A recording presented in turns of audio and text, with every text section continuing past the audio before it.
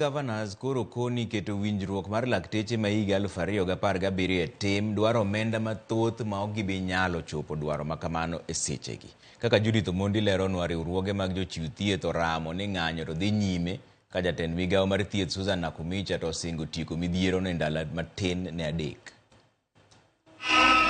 En ng'anyo mane obagi e boma ma Nairobi kwa osiptal maduong' ma Kenyatta, migawo mar thieth nyaka e apise mag riwruok mar governors. Ng'anyo manie odiochieng' mar 34 kawuono, jopuonjre mag mbalariany matimo weche mag thieth kwan gi ne omedore ka gikoni gichung' kod jopuonjgi ma osebedo ka ng'anyo kuom maheo dwe achiel koro. And as medical students, we've also decided to down our brains. Yes. In that we are afflicted, yes, that these doctors here that are now on the streets for 34 consecutive days are our tutors.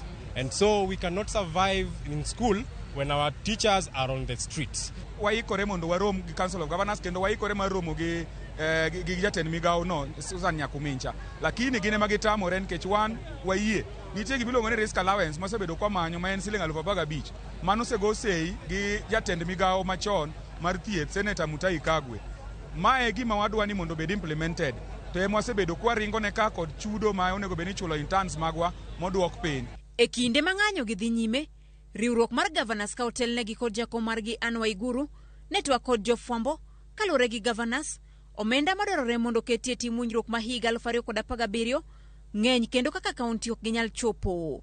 Pod giramo ni mana ka omedgi omenda kawuok e piny owacho mamalo ok gibi keto e timo girimitigo. In the event that the national government agrees to the implementation of the CBA, we would like to bring to the attention of the national government and the public that this would have a ripple effect on all civil servants' basic pay and will therefore require additional allocation of resources to county governments to be able to carry out this task. Weche ma owit kod jagoro maduong' mar KMPDU makoni governors ok bibuogogi kod dokie tich. There's no amount of chest stamping from the governors that will make us cow and go back to work.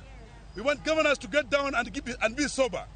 That they know that they were elected by the people. Yes. And it's the same people who can take them out. Mm-hmm. We are going to start looking at governors individually, yes, and start doing petitions to look at those who are not taking care of health care instead, but are just pilfering funds from the counties. Mm-hmm. We are tired of being mistreated by governors, and we are insisting that as much as health care is devolved, health care cannot be there without health workforce. Riwruoge mamoko kaka makedo ne ratiro mag oganda, Kenya National Commission on Human Rights, kwayo sirikal mondo chop kare dwaro mag lakteche kaluwore gi chike mapacho ka riwruok mar jolony e weche yedhe bende koni piny owacho winjo we buogo lakteche ka gitiyo kod obila.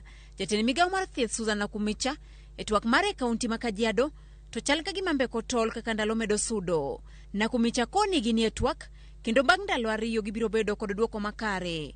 I want to assure you and assure the public in Kenya that other governments, we are working round the clock to ensure an amicable and lasting solution is reached.